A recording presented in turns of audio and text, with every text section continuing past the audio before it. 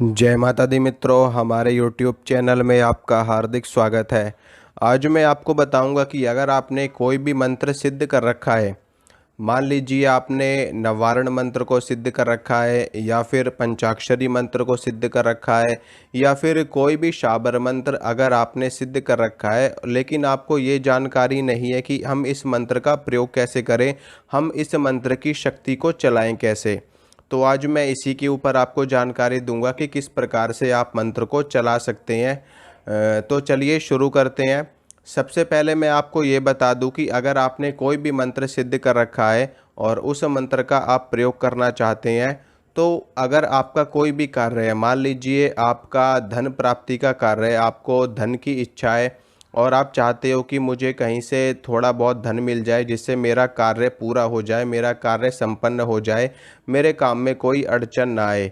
तो उसके लिए आपको क्या करना है कि जब भी आप अपनी किसी भी ऐसी जगह जा रहे हो जहाँ से आपको धन प्राप्त होने की संभावना है, या फिर आप किसी से कर्जा लेने के लिए जा रहे हैं, या फिर आप अपना ही पैसा किसी व्यक्ति से मांगने जा रहे हैं, या फिर कोई भी आपका कारोबार का पैसा हो या फिर आपकी नौकरी का पैसा हो या आपने किसी को उधार दे रखा हो और आपको वो पैसा ना मिल रहा हो, तो आपको करना क्या है कि देखिए, जो भी मंत्र आपने सिद्ध कर रखा है तो उस मंत्र को प्रयोग में करना है, प्रयोग में लेना है। प्रयोग में कैसे लोगे? अपने सामने एक जल का लोटा आपको रखना है। एक लोटा रख लेना है, तांबे का हो, पीतल का हो, स्टील का हो, कैसा भी हो। उसमें आपको शुद्ध जल भर लेना है और शुद्ध जल भरने के बाद में एक दो बूंद उसमें गंगा जल की डाल देनी है आपको। उसके बाद में जो मंत्र आपने सिद्ध किया है उस मंत्र को 108 बार आपको पढ़ना है। ठीक है। अगर वैदिक मंत्र है तो 108 बार आपको पढ़ना है, अगर कोई तांत्रिक मंत्र है तो उसको भी 108 बार पढ़ना है। लेकिन अगर कोई शाबर मंत्र है तो शाबर मंत्र सिर्फ 11 बार पढ़ने पे ही काम करते हैं। तो और शाबर मंत्र होते भी बड़े हैं, तो शाबर मंत्र अगर आप पढ़ने बैठोगे 108 बार तो आपको काफ़ी समय लग जाएगा, लेकिन 11 बार पढ़ने पे काम करते हैं। तो जो भी आपका मंत्र हो, शाबर हो चाहे वैदिक हो, अगर वैदिक है तो 108 बार, शाबर है तो 11 बार मंत्र को पढ़ना है। मंत्र को पढ़ने के बाद में उस जल में आपको फूंक मार देनी है। फूंक मारने के बाद में वो जल आपको क्या करना है कि किसी भी कोई भी छोटी सी बोतल आपको ले लेनी है, कोई प्लास्टिक की हो, कोई शीशे की हो, कांच की बोतल हो। उस बोतल में आपको थोड़ा सा जल भर लेना है अपने साथ में। उसको जल भरने के बाद में वो जल आप अपने साथ में रख लो, अपनी जेब में, ऊपर वाली जेब में रख लो, चाहे नीचे वाली जेब में रख लो, या किसी आपके पास में कोई बैग हो उस बैग में रख लो। किसी भी चीज़ में वो जल आपको रख लेना है। ठीक है। और थोड़ा सा जल आपको पी लेना है। तो ये करने के बाद में जहाँ पर भी आपको जाना है, जहाँ से आपको पैसे मिलने की संभावना है वहाँ पर आप जाइए।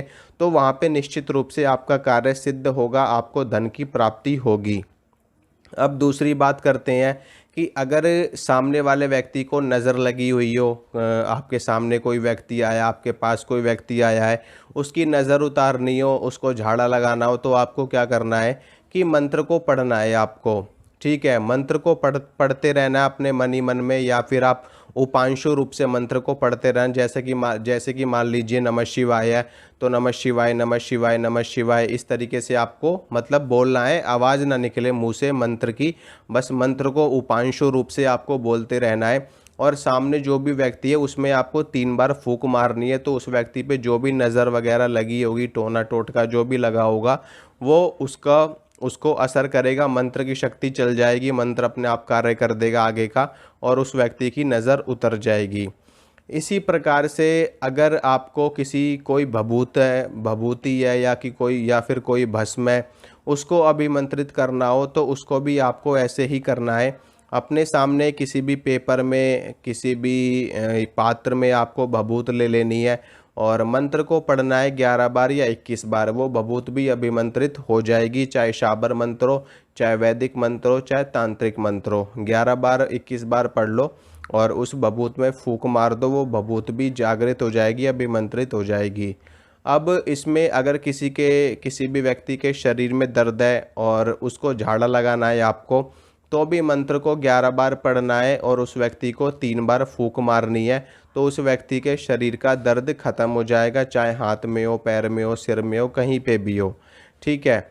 और अगर किसी व्यक्ति को आपको कोई व्यक्ति आया आपके पास में, उसके ऊपर कोई भी तंत्र बाधा है, कोई भी नेगेटिव शक्ति उसके ऊपर है जो उसको परेशान कर रही है बहुत ज़्यादा, तो ऐसे में आप अपनी मंत्र की शक्ति से उस व्यक्ति को ठीक कर सकते हो। आपको करना क्या है कि एक पानी वाला नारियल ले लेना है। उस पानी वाले नारियल को उस व्यक्ति के ऊपर से 7 बार वार लेना है। 7 बार वारने के बाद में जो आपने मंत्र जागृत किया है, जो आपने मंत्र सिद्ध किया है, उस मंत्र को 11 बार या 21 बार पढ़ करके उस नारियल पे फूंक मारनी है। और नारियल पे फूंक मारने के बाद में उस नारियल को आपको फोड़ देना है। फोड़ने के बाद में जो उसका अंदर से जो नारियल निकलेगा, जो गरी निकलेगी उसकी, उस गरी को निकाल करके आपको अग्नि में डाल देना है। तो उस व्यक्ति के ऊपर की तंत्र बाधा नष्ट हो जाएगी। नहीं तो आप उस नारियल को फोड़ने के बाद में उसको जल में प्रवाहित कर सकते हो, और या फिर आप उसको सीधे सीधे भी जल में प्रवाहित कर सकते हो। अगर आप ऐसा भी कर दोगे तो भी उस व्यक्ति के ऊपर की तंत्र बाधा, नकारात्मक शक्ति खत्म हो जाएगी। इसी के साथ में अगर किसी व्यक्ति को विद्या की इच्छा है, कोई व्यक्ति विद्या प्राप्त करना चाहता है और उसको विद्या प्राप्त ना हो रही हो, या फिर उसको भूलने की आदत है और बार बार वो याद करता हो, भूल जाता हो और पढ़ाई में कमज़ोर हो, तो ऐसे में आपको क्या करना है, गाय का शुद्ध देसी घी ले लेना है। गाय के शुद्ध देसी घी को सिद्ध किए हुए मंत्र से अभिमंत्रित करना है आपको। जो भी मंत्र आपने सिद्ध किया है, और उस मंत्र को 11 बार या 21 बार पढ़ करके उस देसी घी में आपको फूंक मारनी है 3 बार। ठीक है। 3 बार फूंक मारने के बाद में वो देसी घी अभिमंत्रित हो जाएगा। और जिस भी व्यक्ति को विद्या का अध्ययन करना हो, तो उनको क्या करना है कि जब भी वो पढ़ने बैठें या अध्ययन करने बैठें, तो उससे पहले उनको क्या करना है कि उस देसी घी में थोड़ी सी मिश्री मिला करके उसको खा लेना है। मतलब कि 1 चम्मच लेकर के खा लेना है, थोड़ी सी मिश्री मिला करके, थोड़ा सा घी मिला करके।